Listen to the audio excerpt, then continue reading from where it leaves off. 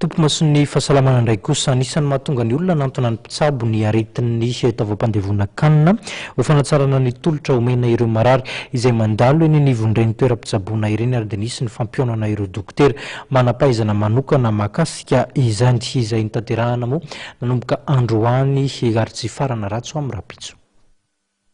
Tonga eo amin'ny andihan'ny fahatelon'ny fionana ireo mpitsabo misahana ny resaka ny aretin'ny fitaovam-pandevona-kanina ao amin'ny AGM. Ahatra 2 andro ny fionana ka loha hevitra amin'izany ny hoe aretin'ny fandevona-kanina fotoana fandraisan-tanana nisaky ny seha-pitsaboana.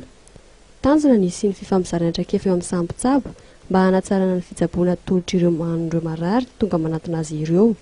Eo ihany koa ny fanehoana ireo voka-pikarohana mahakasika ity aretina ity.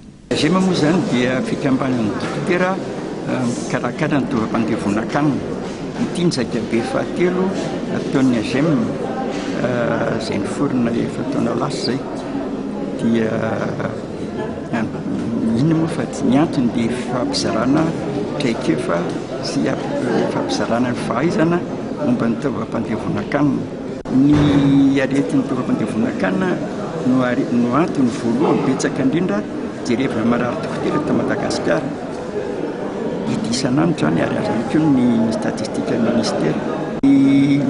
Fisoroana moa zany no tokony atao betsaka. Anisan'ny aretin'ny fandevona-kanina moa ny diare.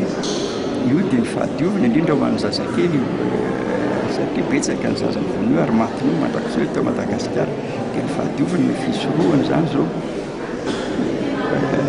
Be dia be moa ny aretin'ny fandevona-kanina ka tsy hita hoe tansaina tsirairay hoe zao ny fisoroana an'ity zao fisoroana an'io.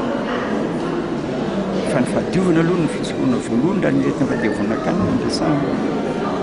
Antony maro no mety mahatonga ny olona ho tratry n'ity aretina ity hoy ny nambaran'ny mpitsabo. Anisan'izany ny loto ka noho izany dia tokony adio lalandava ny zavatra ampiasaina sy ny sakafo hohanina hisoroana ny aretina toy ny aretin'ny fitaovam-pandevona-kanina. Zava-dehibe ny fahadiovana ka tokony tsy atao tsinotsinona. Mahakasika ny fitsaboana ity aretina fandevona-kanina ity kosa indray dia anisan'ny olona sedrain'ireo mpitsabo ny tsy fahampian'ny fitaovana ampiasaina raha eto Madagasikara.